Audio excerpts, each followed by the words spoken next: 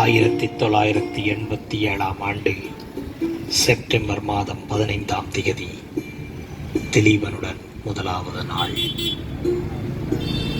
காலை 9 மணி இருக்கும். பாடசாலை பிள்ளைகள் வரிசையாக வந்து திலீபனை சந்தித்து விடைபெறுகிறார்கள். எல்லோருடனும் அவர் அன்பாக பேசுகிறார். வாக்கி டாக்கியில் தலைவருடன் சில நிமிடங்கள் பேசுகிறார். பேசிவிட்டு அந்த மண்ணுற வயனை நோக்கி நடக்கிறார். எல்லோரும் பின்தொடர்ந்தோம்.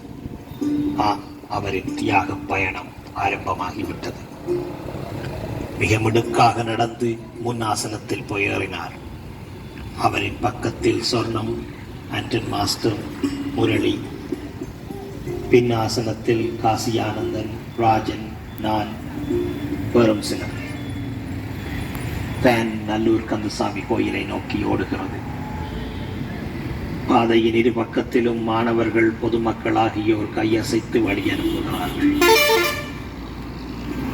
நல்லூர் கந்தசாமி கோயில் சென்றடைந்தோம். வேன் நின்றது. திலீபன் உண்ணாவிரத மேடை நோக்கி சென்றார். நாங்களும் பின்னால் போய்கொண்டிருக்கிறோம்.